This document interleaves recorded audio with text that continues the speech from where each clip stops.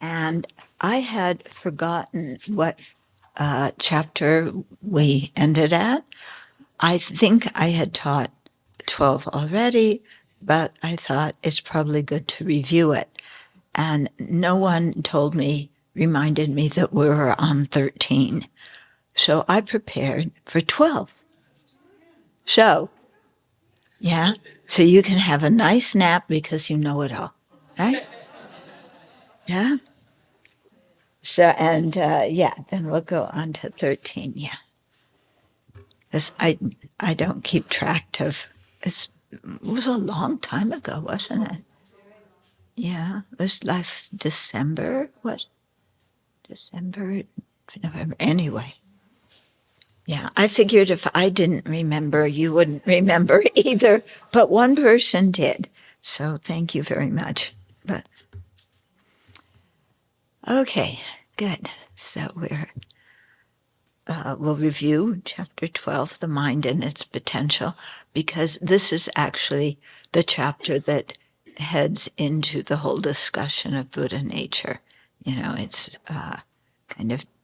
we're going into a whole new topic here in the book. The last topic we covered was Nirvana, yeah, which, relates to Buddha nature, but here we're talking more about the mind.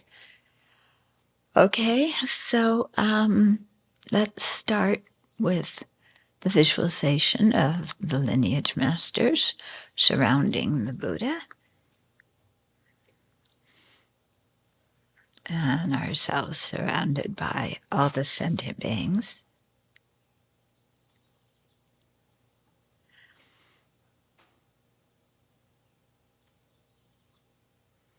And all the sentient beings, even though they're not vocalizing it, but inside they're all screaming, I want happiness, I don't want pain.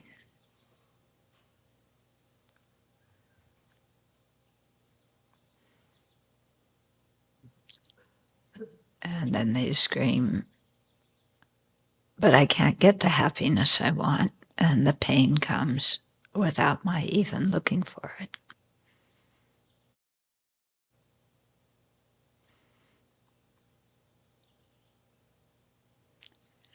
And the Buddha responds to that by saying, you need to learn what are the causes of happiness and what are the causes of pain, so you can practice one and abandon the other.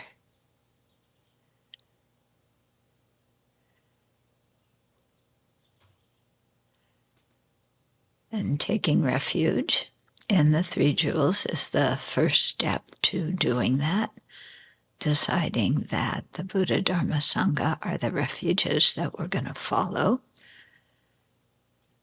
And we're following them not out of blind faith, but because we know something already about what they teach.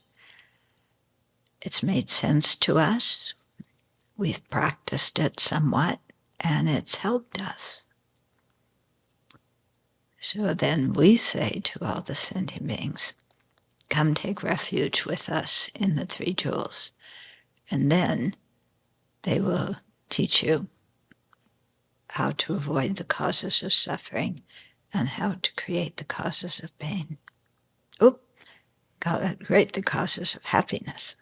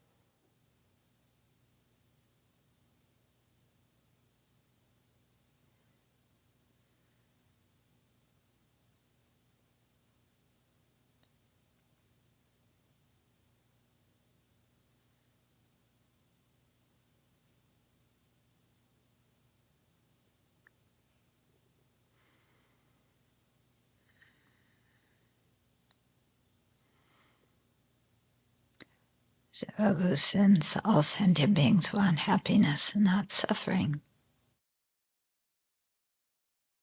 and they don't know the causes of either of them,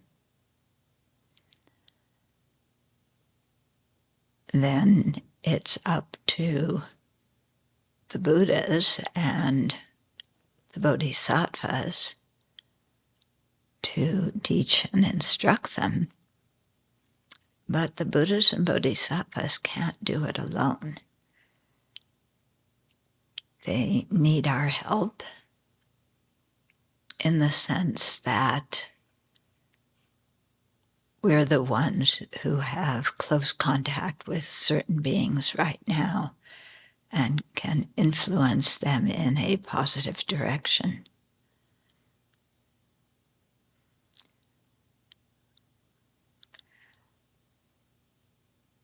So let's generate that motivation to be of service and benefit to sentient beings,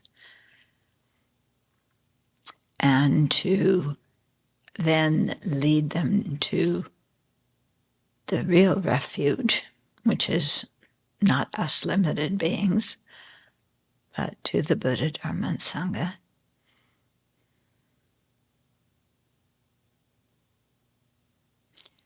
And seeing that no matter how confused they are right now, sentient beings and us too,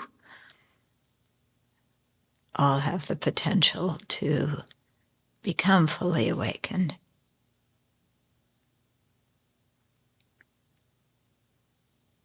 And so let's strengthen that awareness of our potential and make it an aspiration that we want to actually do that for the benefit of living beings, and make that our motivation.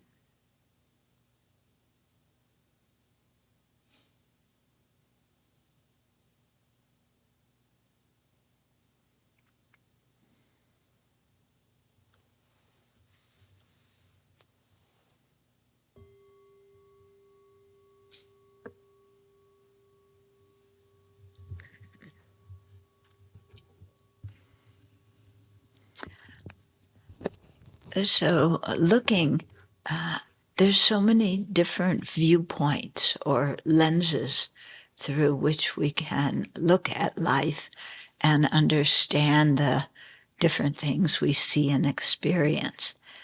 And one of those lenses or perspectives is thinking everybody wants happiness, nobody wants suffering. But, people and animals and insects, all the other living beings, don't know what the actual causes of happiness are and the causes of suffering. And so then you just look at what happened today, and the whole dynamic of every single sentient being is motivated by the wish for happiness and to avoid pain. That's the whole thing that this whole world is geared towards trying to get. Yeah, isn't it that for each one of us? Yeah. So I was thinking, of like all the craziness that is going on in the world and what makes the front page and what doesn't. And it's all of it motivated by the wish for happiness and avoid pain. So one thing that's been on the big headlines recently was there was a group of people who wanted to see the Titanic. Since somebody has located the ruins of the Titanic at the bottom of the ocean, then there's sometimes people who want to go see it. So they have a vessel called a submersible, and 5 people were in it, and it goes under the water, to the bottom of the ocean, there is one window in it that, what was it, about 2 feet in diameter, across. So very small, 5 people. There's no seats in the submersible because the idea isn't that you don't stay in it and take a vacation. You go see the Titanic and then you come up. But it got lost. The submersible lost contact with people online. So there's this, online, on Earth, on the land, I should say. So everybody's freaked out. So they send out boats and the Coast Guard, and then they sent planes. And for days and days, they're looking for this submersible because it got lost last Sunday. Yeah. So everybody's like, what's happening with these 5 people? Because it's in a pressurized vessel. They're at 13,000 feet under the ocean where the pressure is just enormous. So they're looking and looking and they can't find. And the whole world is focused on these 5 people. Forget everybody else, people who don't have enough food, who don't have education, who are dying of whatever, cancer or kidney disease or what. Everybody is focused, on these. Oh, except a few people who are really revving up Congress because they want to impeach Biden, Yeah, so they have a different goal. But everybody's revved up about these kinds of things. And then yesterday, they found evidence that this submersible vessel had imploded. Yeah.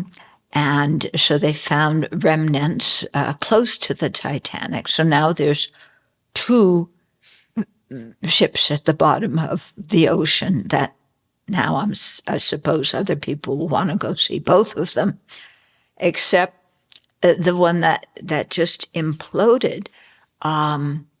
They said that, they don't expect to find any remains of the people because the force of the implosion is so strong that it would just,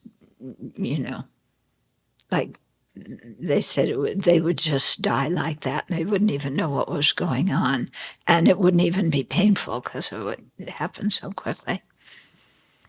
And I was thinking, this whole thing, how many people want to go see the ruins of the Titanic? Any of you? Yeah? You want to do it? Okay. But what? Not that submersible. Okay, yeah. Well, that submersible doesn't exist anymore. Yeah. But I thought, these people, it was such a strong wish to go see the ruins of the Titanic. And 2 of the 5 people were a father and son. The father was a very wealthy Pakistani businessman, and the son was 19 years old, and he didn't want to go. And he said to his mom, I don't want to go. This thing is really scary for me. But, Dad wants me to go, and it's important to him, so okay, I'll go. Yeah. And then I don't know how much money it cost. $250,000 a piece. $250,000 a person. What, to ride in the submersible? Yeah, to go out there. But for trying to find them, this rescue thing, yeah, who knows how much that cost and where the money from that is coming from. And it's wonderful that, so many people actually risk their lives trying to find these people. It's incredible, sentient beings helping other sentient beings. But also, it makes you wonder, was seeing the ruins of the Titanic something that important? Yeah, that you wound up dying for it and putting other people's lives in danger? But this is how strong the wish for happiness is. Whatever it is that we find happiness in, it's like we want that and nothing else, at that moment. And the force of the clinging and the craving is so powerful. So you can see that's what makes samsara keep going round and around and around.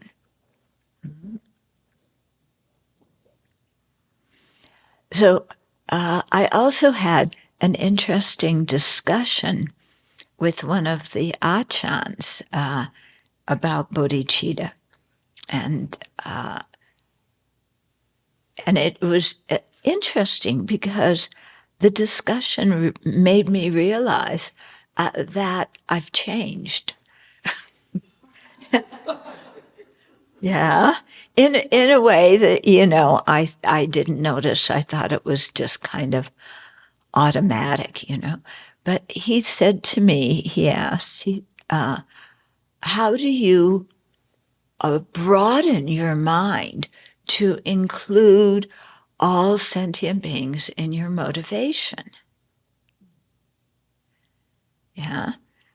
And so I said, well, from the very get-go, all my teachers have been teaching about bodhicitta and, that aspiration for awakening in order to benefit sentient beings most effectively. And I said, they told me that at the beginning, they emphasized that.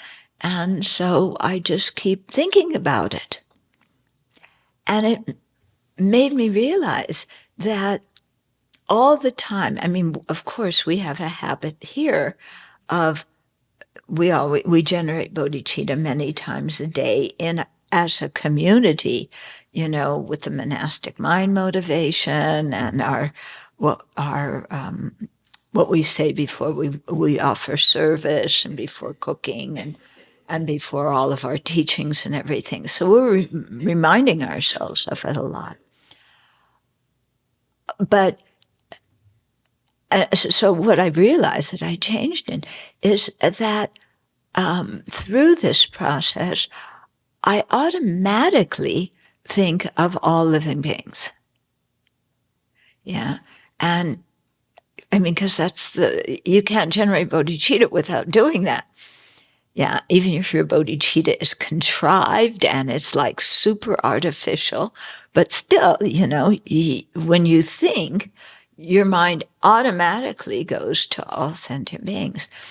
And that wasn't what his mind automatically did. That's why he asked me, how do you change your perspective to include everybody? So that made me, realize, okay, you do this enough, and then something that was not automatic for you years ago now becomes automatic whenever just your whole perspective on life is a perspective of all sentient beings. Yeah. Whereas, usually, and I'm not saying we never have it now, I certainly do, our perspective on life is, how can I get what I want? Yeah. So I told him, you get in touch with your own wish for happiness and to be free of pain. And then you realize that's what's going on inside everybody else. It's the motivation of everything in this world. Yeah. And and that's just the way you look at life. Yeah, that's your perspective. So, I mean, there's tons of episodes of I want what I want when I want it. But, there's still some awareness of the situation of other living beings and some care about their situation. Yeah. So it's the force, how we talk about the force of planting seeds, and you keep planting the seeds. You keep becoming familiar with the same perspective, and then it just kind of becomes automatic how you look at life. I don't automatically want everybody to be happy. I mean, I'm certainly number one, but the perspective is I'm surrounded by other sentient beings. This perspective isn't I am a single, individual, picking myself up by my own bootstraps and I don't need anybody. That's not the perspective anymore. So that was kind of interesting to notice. Anyway, yeah. So, so your mind does go, oh, there's 4 people in this. I don't know how long the submersible was. It's tiny. It's not very big. And no seats. They had enough oxygen to last, what was it? I don't know, maybe 3 or 4 days, 78 hours. That's a few days. So, you wish them well, but then you also think, well, what about everybody else? Yeah. So that's why we're studying this book, isn't it? Yeah. Because as we learn, this chapter is called The Mind and Its Potential. As we learn about our own mind, we're learning about everybody's mind. Yeah. And seeing that everybody has the potential, and everybody is also, well, except the Aryas, everybody is really obscured, and we have to work hard to clear away the obscurations. Okay. So, His Holiness says, once we have recognized the unsatisfactory nature of samsara and identified its causes, the question arises, is liberation possible? If so, how do we attain it? To answer these, we must understand our mind, which is the basis of samsara and nirvana. So our mind is the basis of samsara and nirvana. Okay?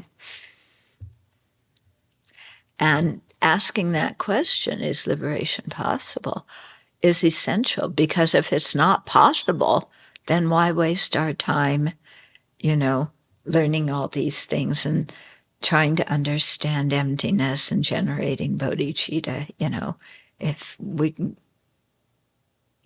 if we're doomed or hardwired to be the way we are now. And this, okay, so this last week, I'm telling you what I've been thinking this last week. I did an interview with the Korean Buddhist TV station. So one of the questions they asked, they were commenting about how there's much more dialogue between science and Buddhism now, and how His Holiness the Dalai Lama has kind of been at the forefront of that, and he's been very interested. And so they asked me, do you think we should have a fusion of Buddhism and science? Okay. And I said, no. Okay.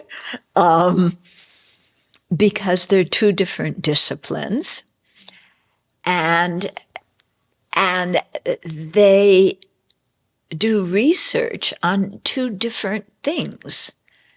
Yeah.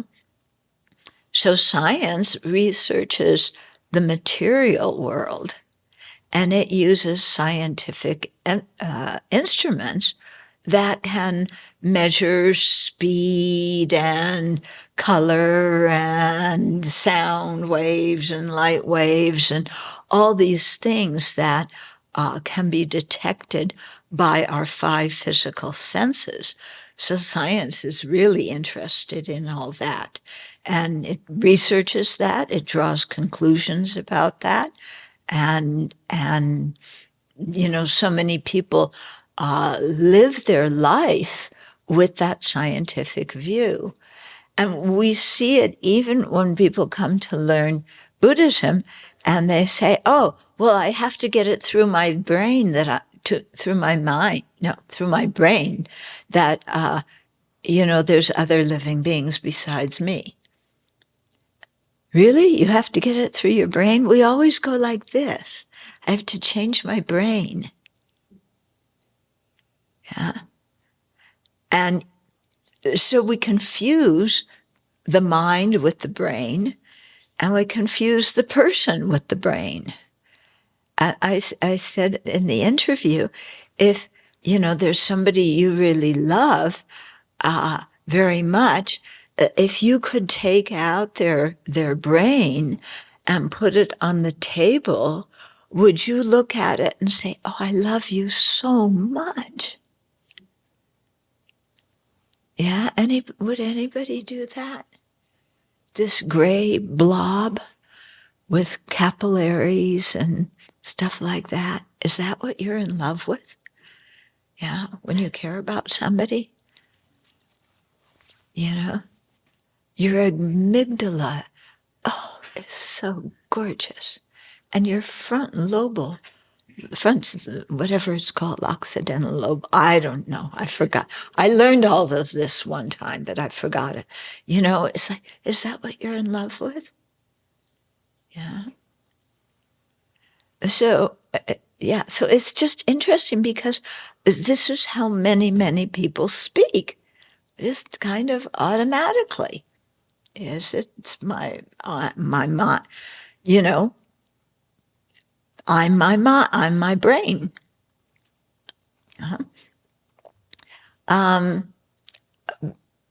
But that's certainly not the Buddhist perspective.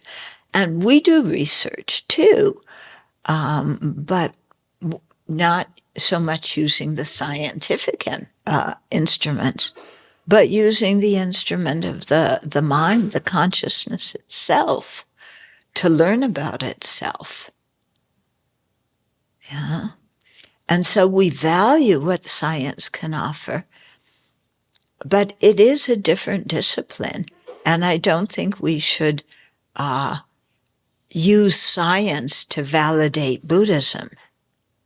Some people have also suggested that we'll know that, when they talk about like attaining, okay, you attain liberation, then something will happen to your brain and you can measure that. You can measure somebody's brain and know if they're liberated. And you can measure their brain and tell if they've realized emptiness or, and if it's an inferential realization of emptiness or a direct one,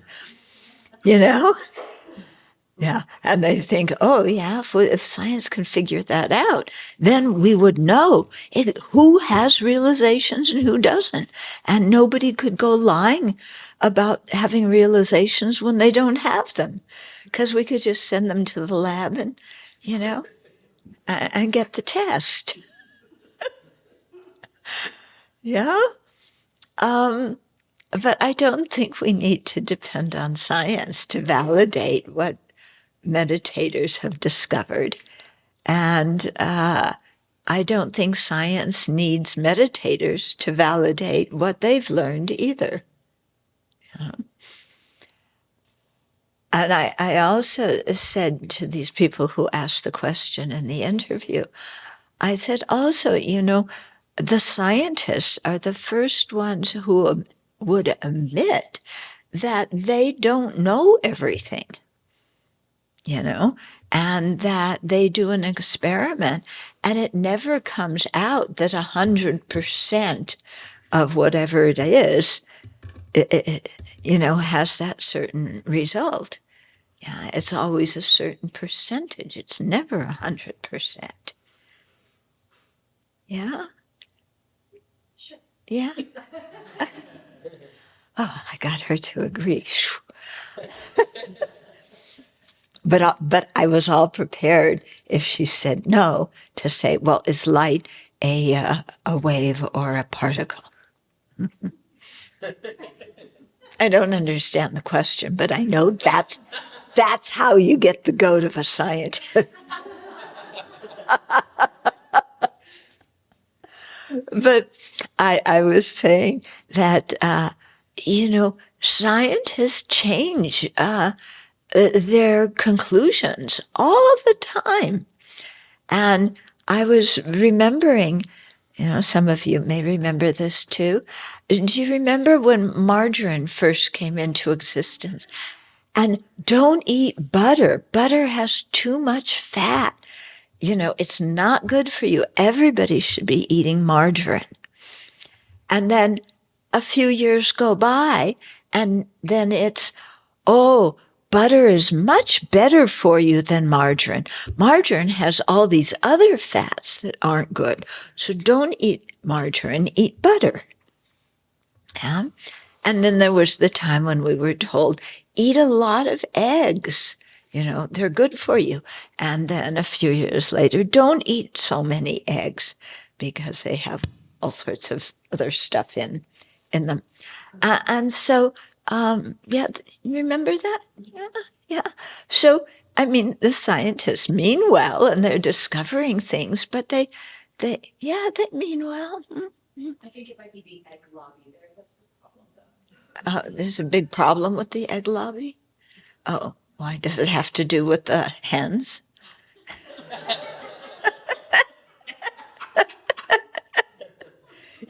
Those hens, they're, yeah. They want to be free range. Yeah. No, they don't want just to be free range. They want a spa, a hen spa. Okay. But, we scientists keep on learning, and we learn from what they learn. But one discipline doesn't need to validate the other one. Yeah. Okay.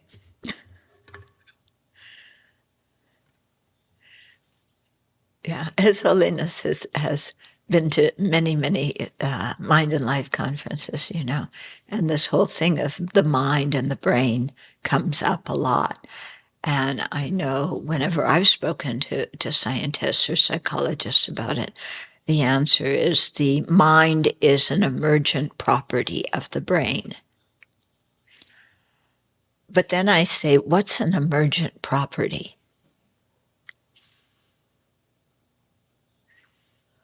Yeah. So I haven't gotten a clear answer of what an emergent property is. Yeah. The example was how sentient beings started out as like amoebas in the ocean, and then somehow, once they got nervous systems and brains, then the mind, just came along.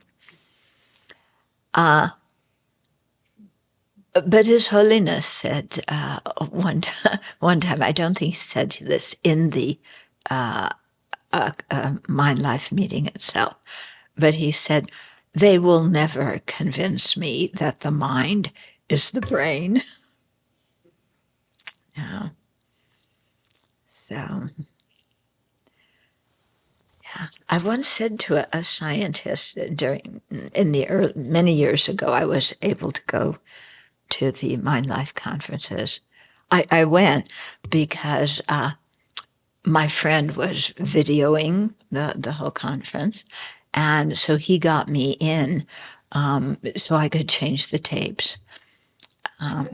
Because otherwise, there were many monks who came, but who wanted a nun to come? Yeah. But he got me in, so I changed the tapes. And that's all I knew how to do with, as you know, with technology things. Yeah?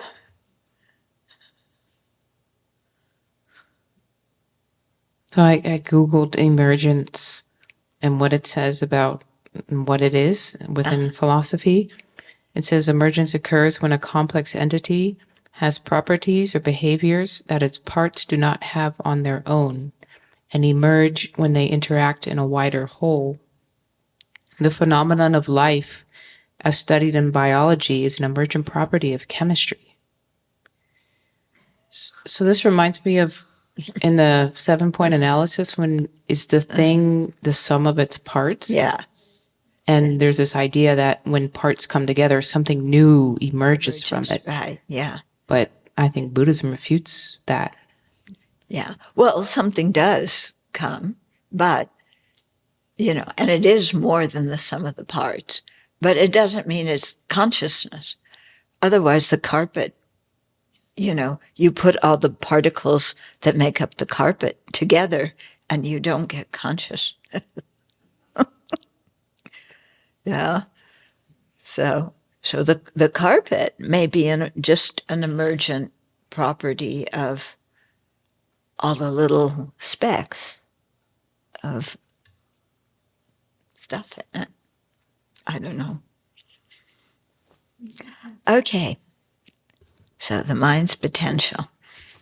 As sentient beings, in other words, beings with minds that are still obscured, we have great potential, our greatest potential being to become fully awakened Buddhists, omniscient beings who have the wisdom, compassion, power, and skillful means to be of the greatest benefit to all. Yeah. Right now, many people think that science has the ability to be of the greatest benefit to all. But science doesn't become beneficial unless the people doing the science and the people knowing about the results that they discover have good ethical conduct. Yeah. Science got us the atom bomb. Yeah.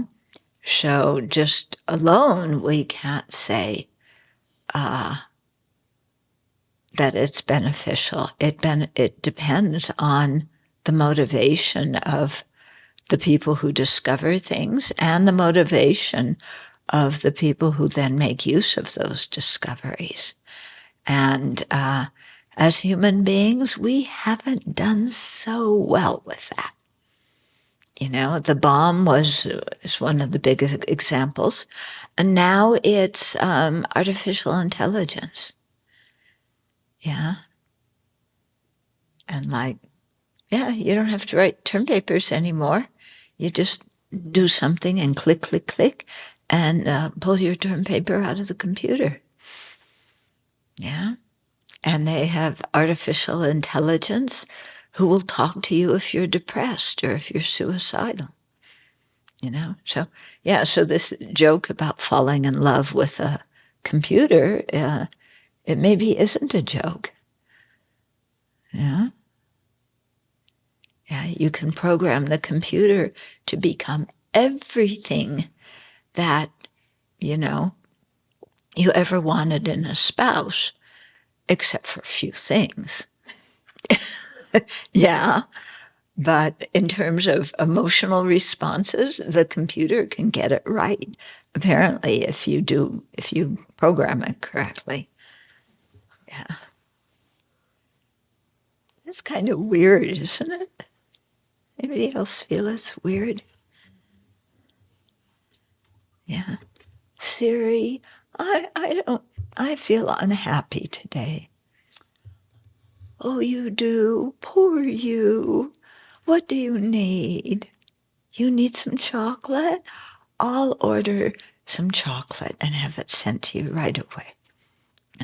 No, Siri, I don't need chocolate. I need a friend. Oh, I'll be your friend.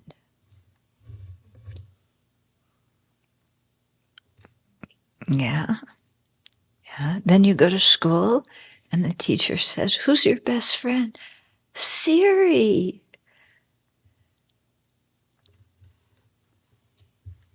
Yeah. I mean, there's a few others besides Siri, aren't there? What's the one on my computer? What? Cortana, yeah. Yeah, I don't talk to her.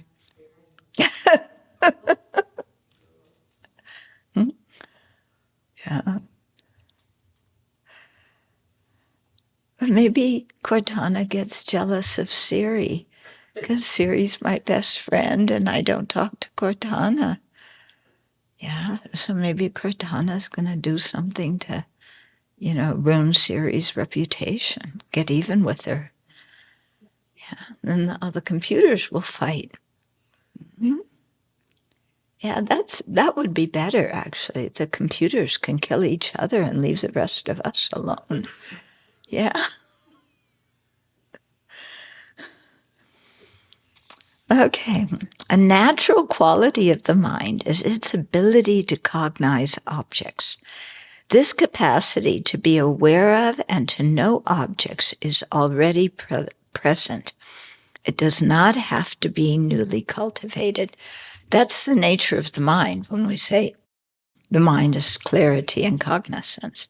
It's that definition of mind, that which is clarity and cognizance. So that's the mind's very nature. Nevertheless, various obstructions can inhibit the mind from cognizing objects. When these obstructions are eliminated, the mind will have no difficulty knowing all phenomena.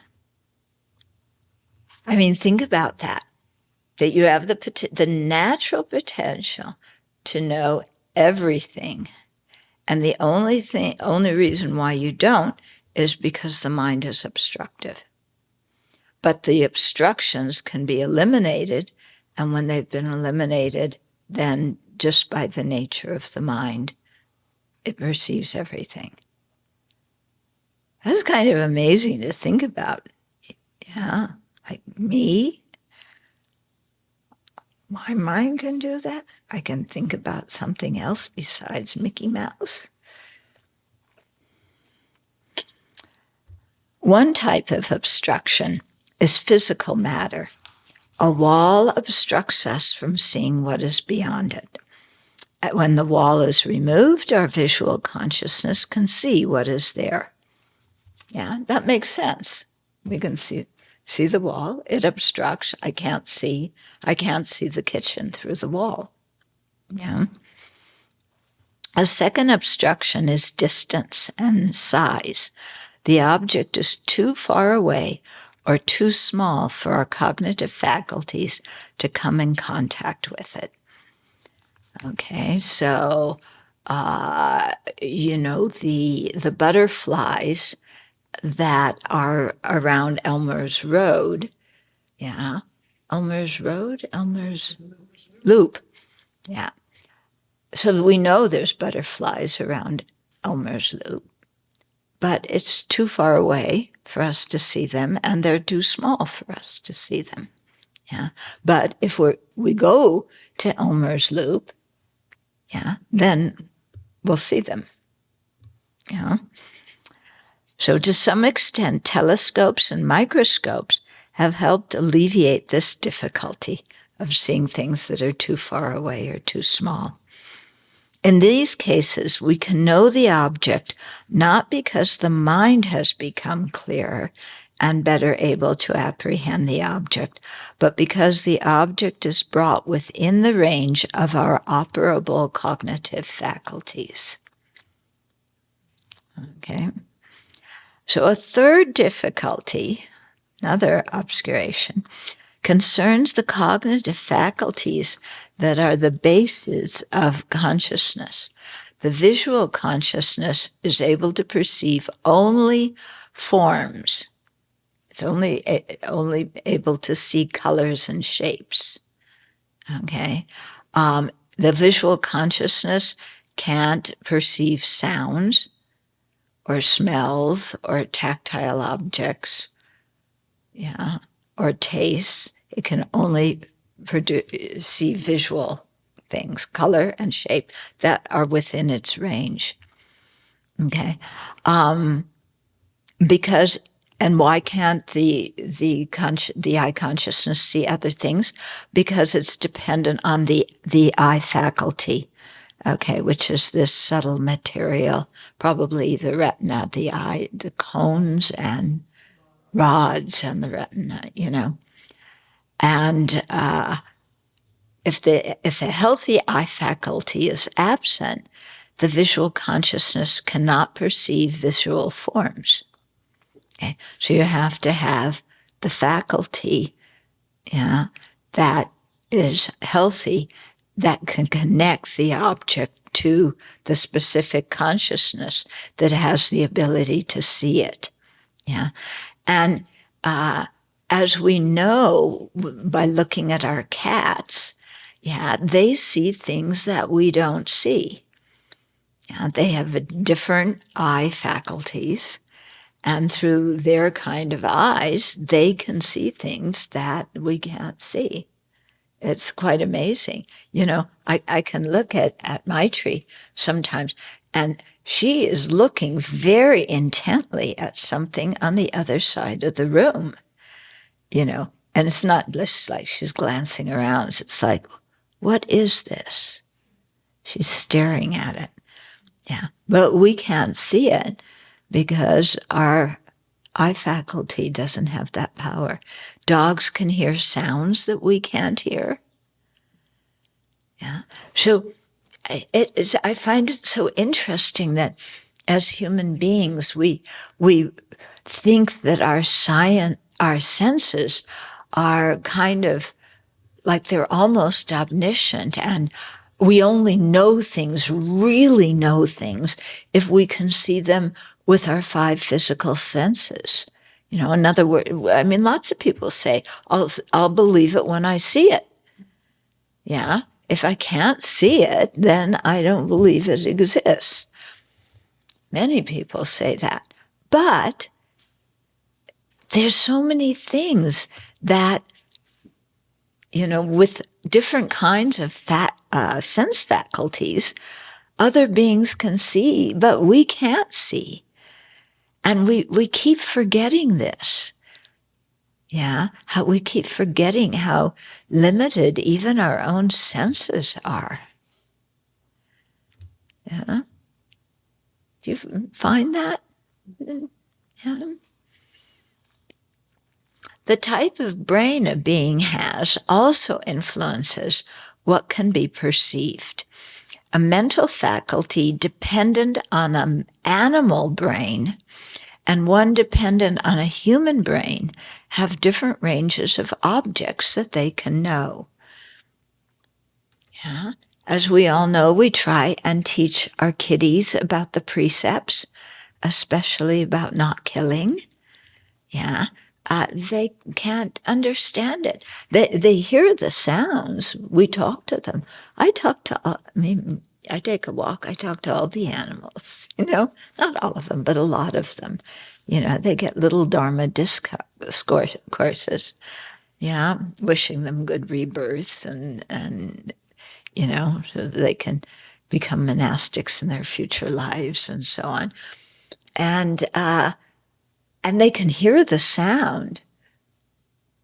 And I'm sure that sound gets conveyed to the brain. But the mental faculty can't understand what those sounds mean. Yeah, no matter how much we talk and try and explain to them. Okay. So we have different ranges, our brains even have different ranges of objects that we can know. Due to the complexity of the brains of these two beings, the mental faculties and consciousnesses, depending on them, differ in what they can perceive and understand. I remember being in school, and the teacher showed us this one video because scientists had figured out how flies' eyes see things, because they have lots of different lenses going in different directions and so on. And so they made a model like of us looking at the thermos and what we see, and how a fly would see the same thermos because its eye faculty was different, a different shape, and it saw this from different angles and so on. And so it saw a completely different object, and it would relate to this object very different than we do. I mean, a fly certainly can't reach out and pick it up, but, it knows, a fly can know a lot more about certain aspects of this thermos than we can. Yeah. And yet we're so proud of our human knowledge.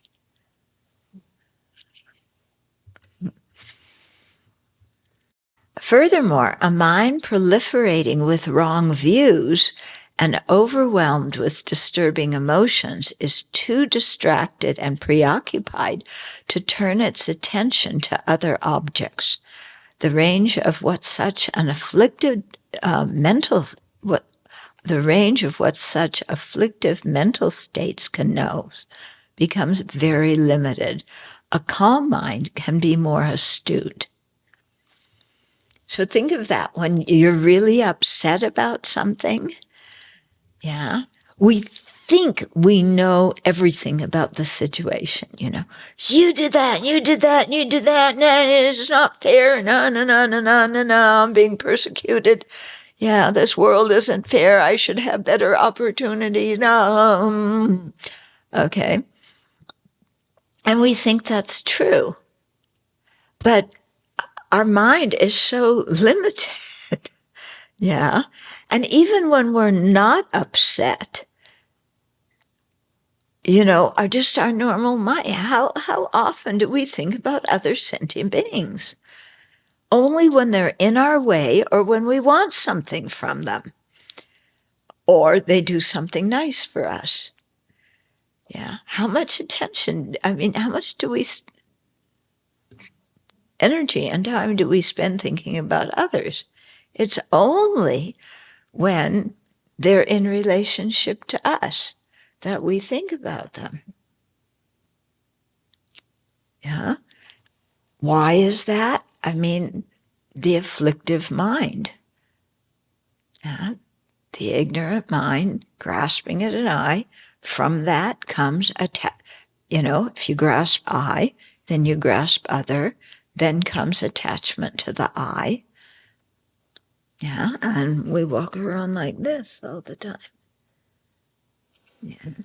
I have correct perception of everything.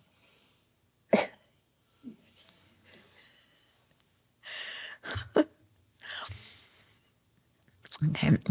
A further difficulty in knowing objects is that some objects are so subtle, profound, or vast that the ordinary mind is unable to cognize them. To know these objects, single-pointed concentration and or wisdom that is freed from wrong conceptions is needed.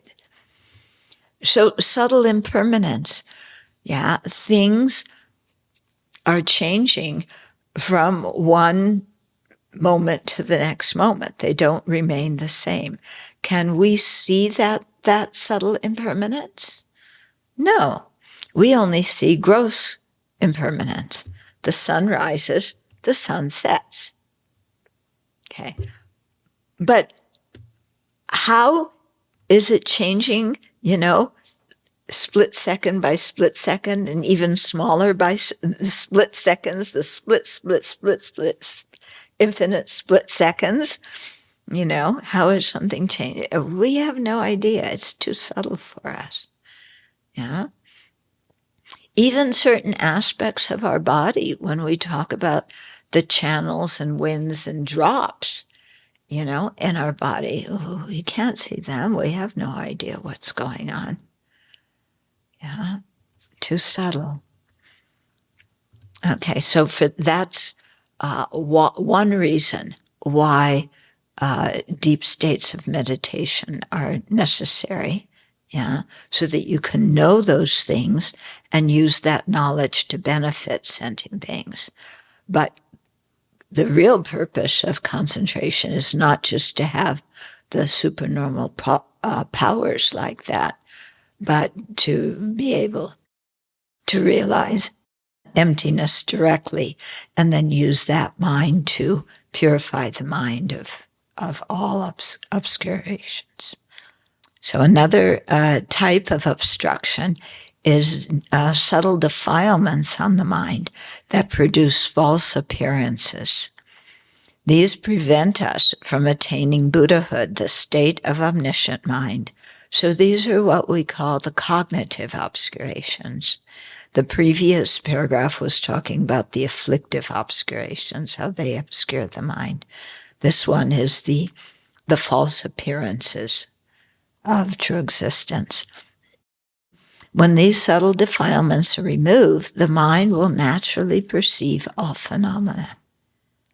Isn't that amazing?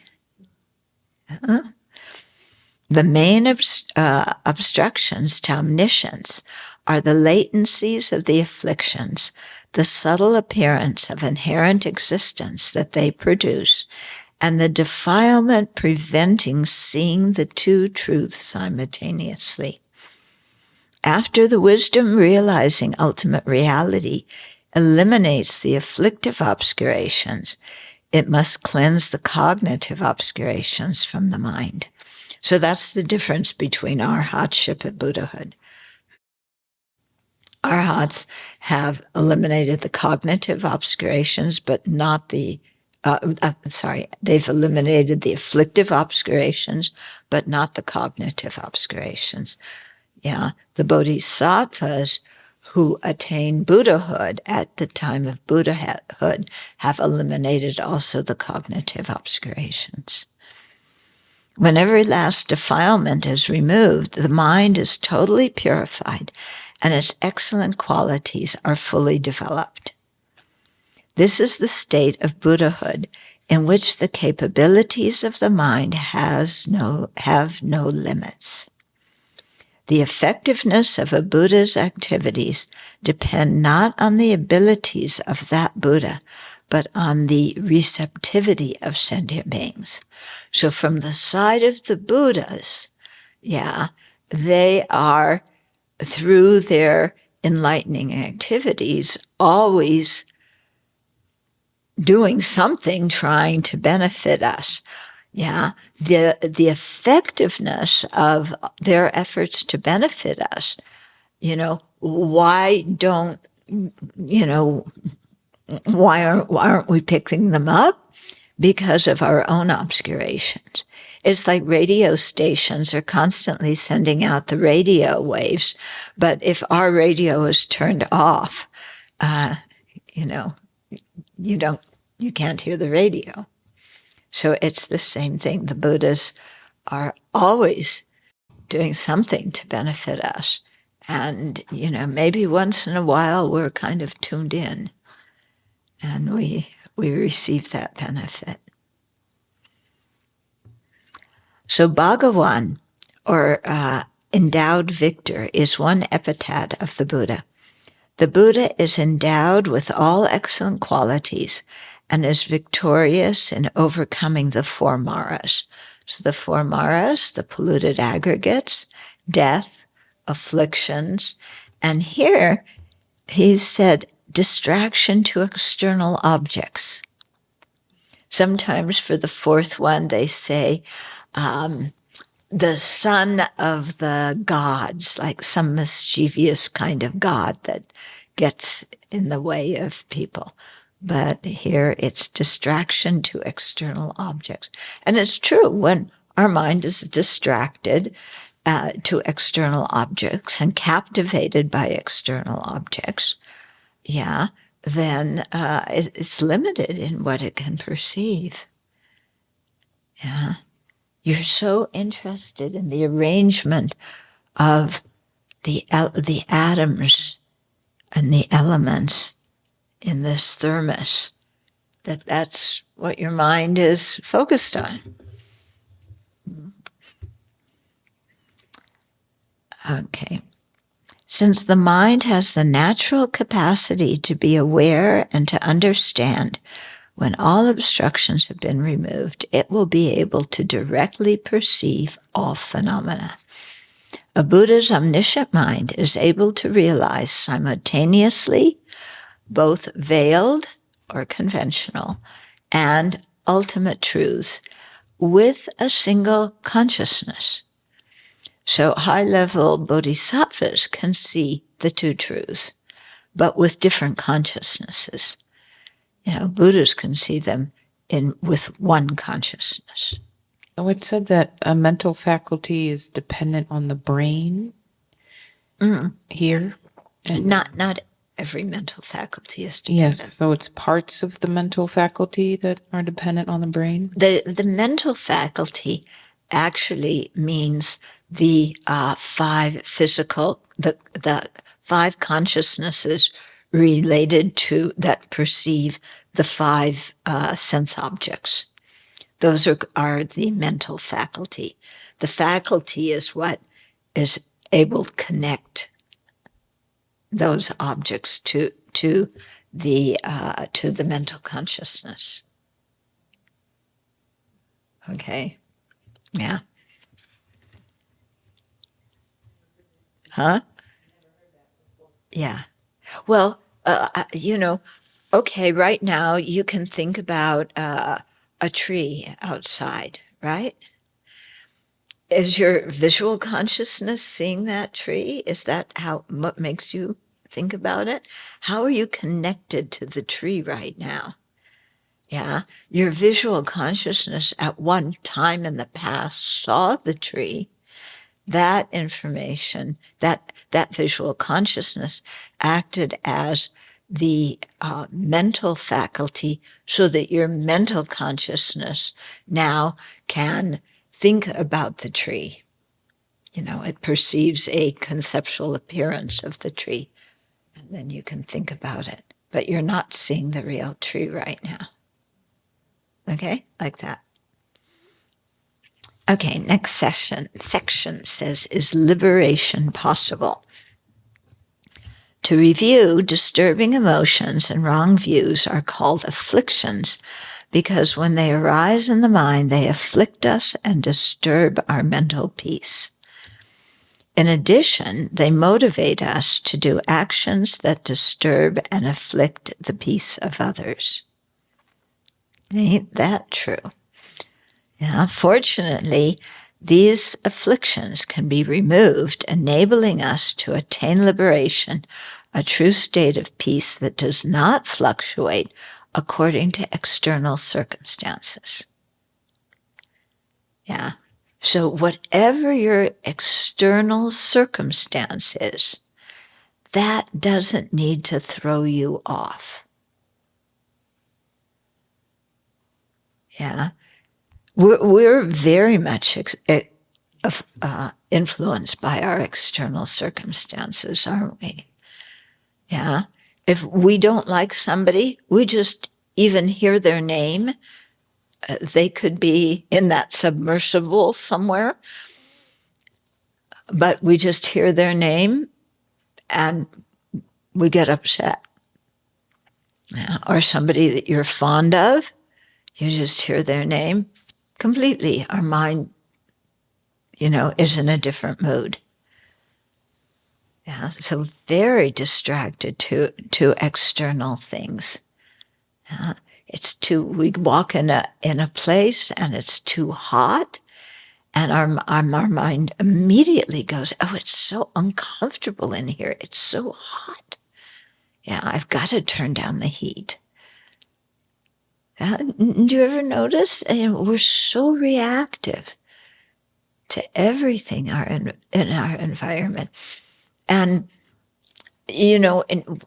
I've done, being a history major, I kind of read a lot about different situations, and it always, it really impressed me how when some people are imprisoned in horrible, horrible situations, they can keep a balanced state of mind.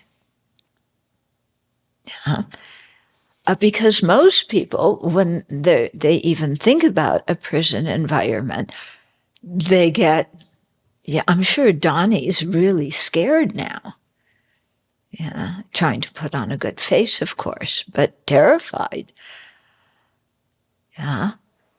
But some people, you read stories of people during the Cultural Revolution in China, during the genocide in Tibet, who they managed to keep their minds calm in horrible situations. Yeah. What gives them the ability to do that? How can they not be so reactive to their environment? For us, it's like, I don't know about you, but for me, it's like, wow, how did they pull that off? Yeah. Okay, so you can see the effect afflictions have. Yeah. They disturb our peace of mind, and they take us away from focusing on useful things, and creating all sorts of emotional reactions to situations that do not exist. All the disinformation that society is exposed to now, and that we're exposed to. So much disinformation, and people get so excited about it because they think it's true. Yeah, that's how January 6th happened. You send out some information, people believe it, and then they act on it, and the rest of us experience the result too. So it's good that we can remove these afflictions, so they don't just take our mind away. Okay, so several factors make liberation possible. So the first one is the basic or true nature of the mind is pure. Yeah.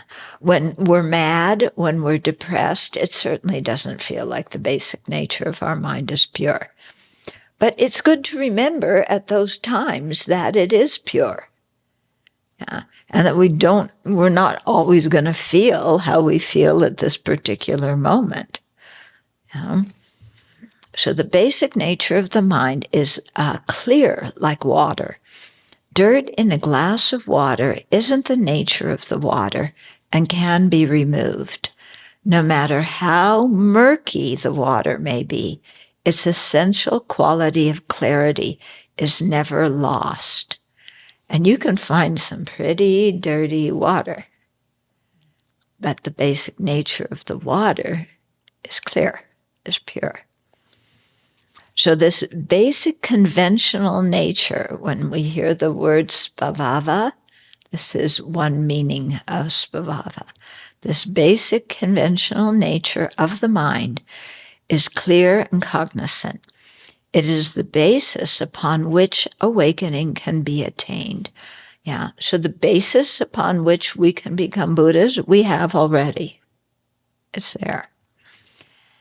And as such, it is the ultimate source of our confidence that awakening is possible, since we have the basic material.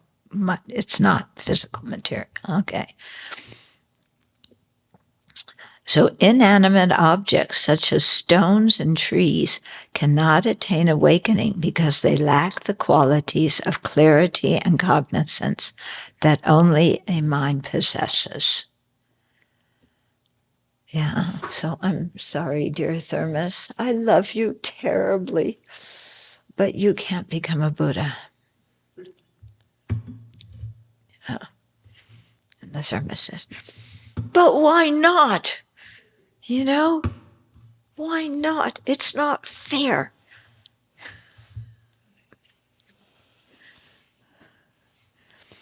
Okay.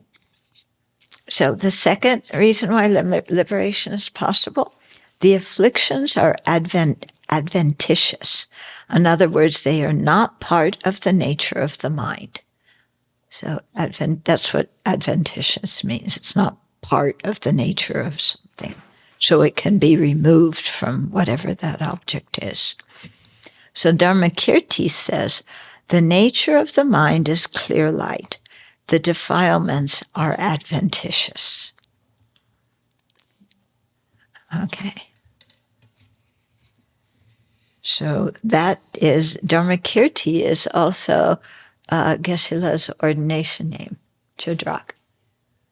Yeah. So that's a good name. Yeah, a lot to live up to. Except I think you're a Prasangika. Yeah. Dharmakirti, maybe he wasn't a Prasangika. Yeah. But he was a good guy anyway.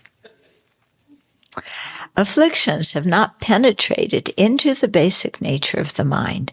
The fact that afflictions are not always present in the mind indicates that every instance of the mind's clarity and cognizance is not associated with afflictions. Okay, so because if every moment of the mind were associated with afflictions, they would always be there and they would always be manifest, but they're not. Sometimes our minds are peaceful and calm. Afflictions may arise and after a while pass away. If they were inherently part of the true nature of the mind, they would always be present and it would be impossible to eliminate them. But this is not the case, fortunately.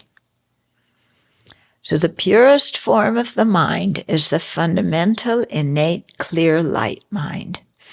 In ordinary beings, this subtle, clear light mind is neutral. It has never been and can never become non-virtuous. Okay. From this perspective, however, by engaging in special yogic practices, that subtle, clear light mind can be transformed into a virtuous state. From this perspective, too, we see that defilements are not inherent in the nature of the mind. If they were, then that mind could never be transformed to a virtuous state. Then the third reason, it is possible to cultivate powerful antidotes, realistic and beneficial mental states that eradicate the afflictions. Saying that defilements are adventitious means that when suitable conditions are present, the defilements can be removed from the basic nature of the mind. So it's just like in a glass of muddy water. If you have good conditions, you can remove the mud from the water and leave the clear water. It does not mean that at one time afflictions did not exist and later came into existence.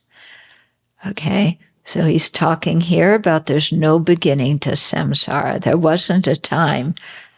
Yeah, it's interesting. Theistic religions, there is a beginning. And there was some purity before that beginning, or there was something going on. I don't know what Adam and Eve were doing before that apple got in the way. Yeah? Does the Bible say what they were doing? No? Okay. Hanging out.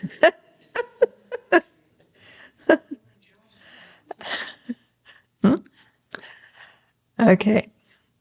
So it does not mean that at one time the afflictions did not exist and later came into existence after you ate an apple.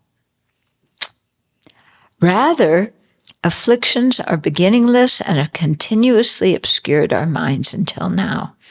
They can be ceased completely when the proper antidote is applied. In praise to the sphere of reality, Nagarjuna compares the mind to asbestos, am I saying it right? Cloth. Yeah, that is filled with dirt. When put into the fire, the dirt will burn, but not the cloth.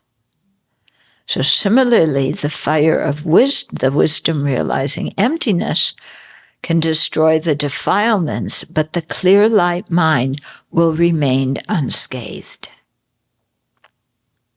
Yeah.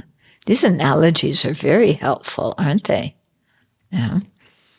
Afflictions are rooted in the ignorance that misapprehends reality.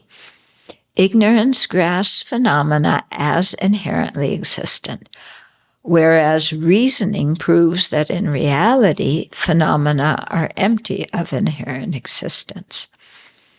Since ignorance does not rest on a valid foundation, okay, what ignorance believes is false. It cannot be validated by reasoning and logic. Because of that, ignorance can be overcome by the wisdom realizing emptiness. When ignorance is severed from its root, the afflictions that depend on it are also eradicated and can never return. Yeah. Excellent qualities such as compassion cannot be undermined by wisdom because they rest on a valid foundation. So Dharmakirti affirms all flaws being susceptible to decrease and increase have counter forces. Hence, due to having inculcated the counter forces through habituating oneself to them, at some point the pollutants should be eliminated. So when we have familiarized our mind to such an extent with the wisdom realizing emptiness, then it becomes powerful enough to eradicate the ignorance that grasps at inherent existence. Okay? And that, when that is eliminated, then all the pollutants, all the defilements are gone.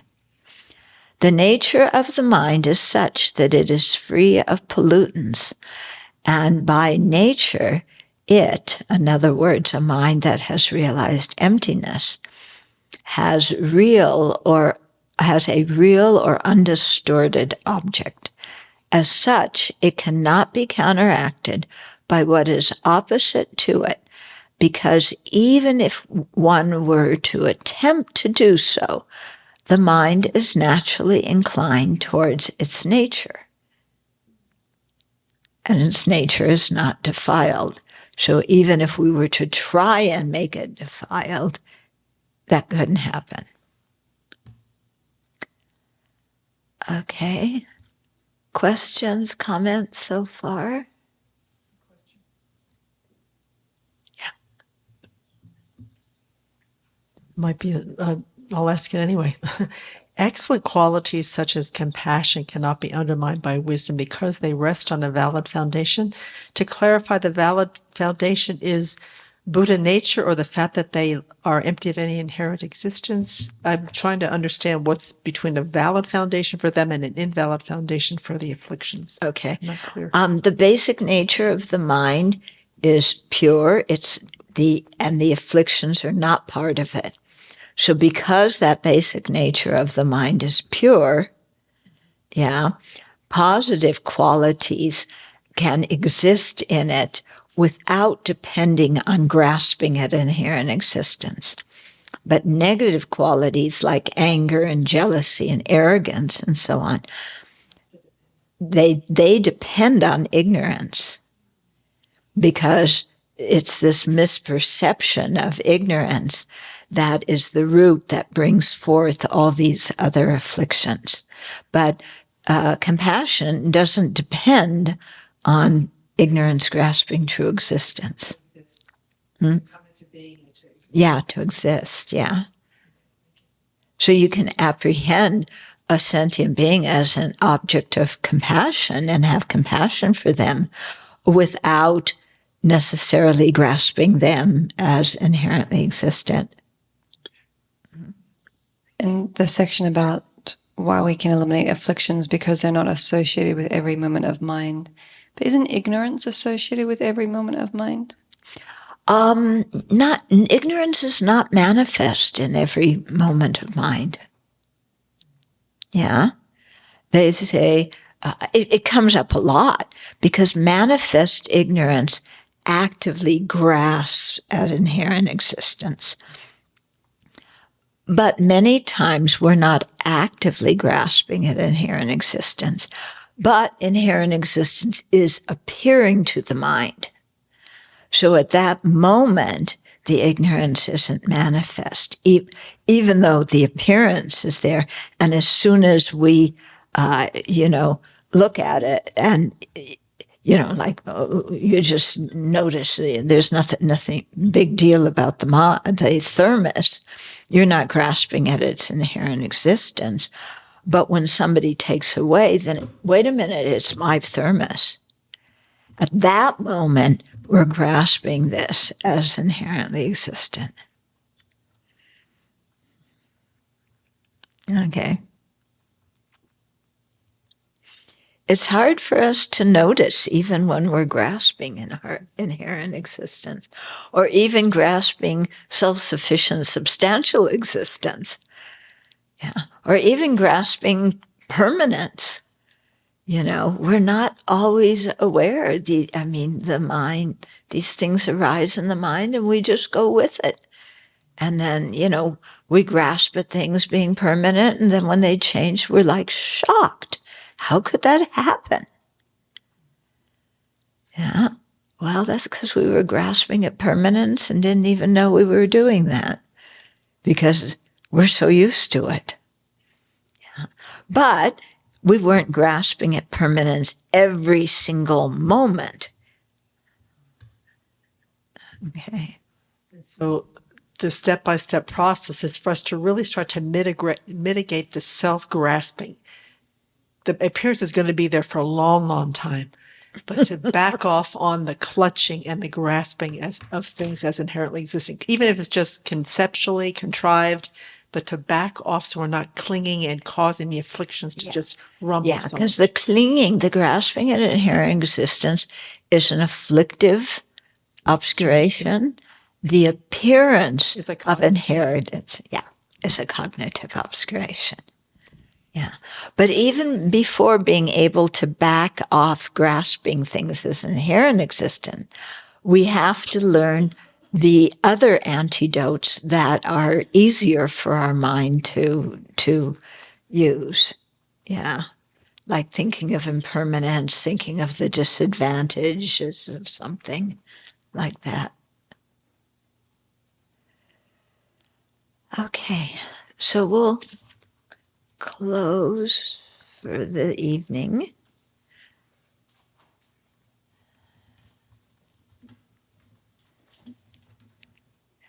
I was thinking I'd do the whole first chapter as review in one lesson. Wrong again.